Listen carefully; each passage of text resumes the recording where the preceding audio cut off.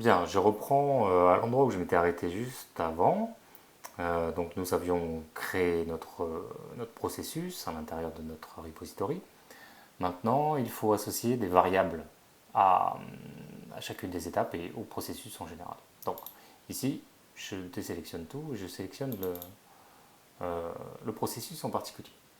Donc ici, j'ai les properties du processus. On veille bien à cliquer en dehors de tout item, tout artefact qui est présent sur le diagramme pour être sûr qu'on a bien les propriétés, les core properties du process. Donc ici, ce que je vais créer, c'est des variables. Donc je clique là-dedans et je vais associer un certain nombre de variables, très peu hein, pour le principe de l'exemple, mais à mon processus. Donc je vais ici cliquer sur Add variable pour rajouter les variables. Donc la première variable va être le prénom de l'enfant, et qui sera du type string.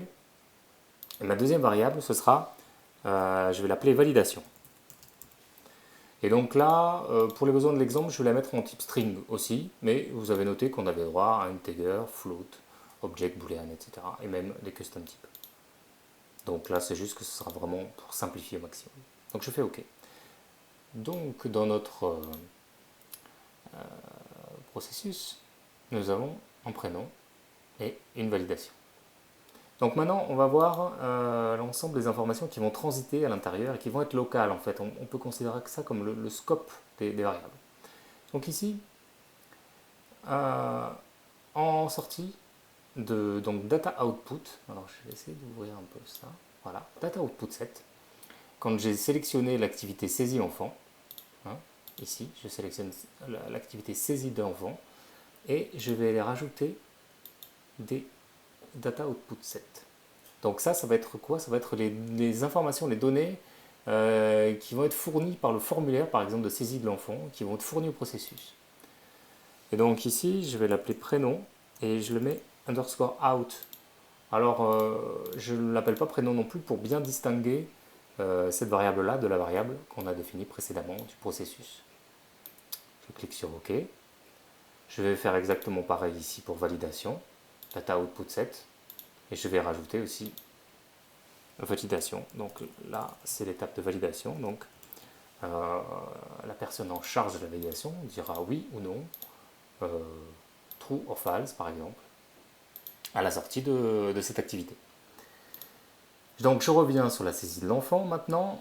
Il va falloir que je fasse un mapping entre les données qui sortent du formulaire ici et les variables du processus. Donc ça se fait dans les assignments.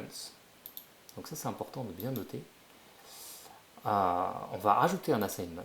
Donc ici on va prendre ce qui sort du formulaire, de l'activité, prénom out. On va dire que ça c'est mappé sur le prénom, la variable prénom du processus.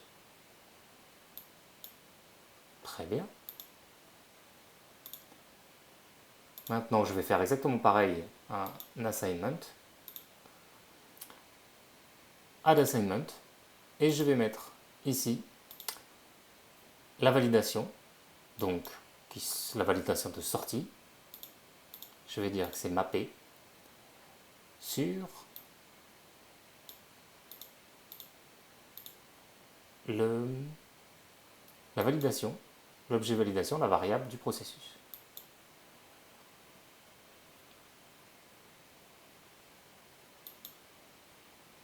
Très bien. Donc à partir de là, maintenant, j'ai setupé mes variables avec les assignments, le out vers la variable du processus, pour chacun des deux formulaires.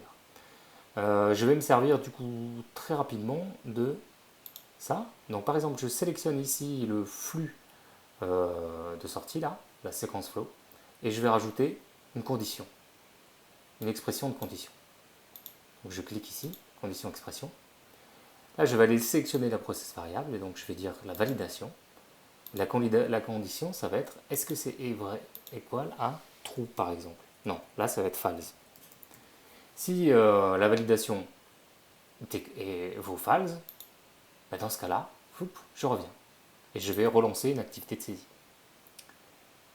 Maintenant, pour sortir ici, on va faire expression condition, process variable. Je vais mettre validation, la condition equal to true. Donc ça voudra dire que si je sors, alors là on voit, tiens ça c'est intéressant, si on regarde le script un petit peu, ça c'est l'API KE function equals to validation true. Voilà. Donc très bien, là à ce stade-là j'en ai terminé avec mon processus, donc je peux le sauver. Donc je clique sur Save, je mets finalisation du processus.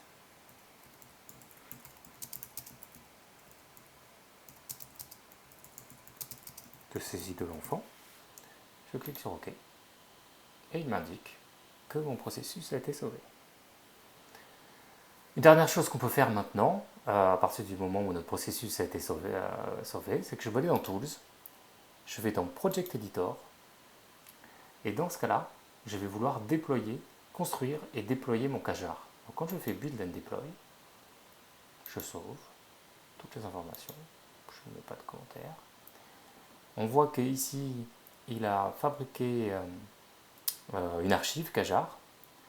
Par exemple, je pense que je peux l'avoir, si je clique ici, voilà, comme OCI, solde.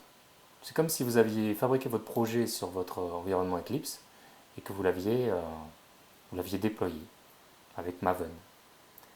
Maintenant, je vais dans Deployment et je vais voir si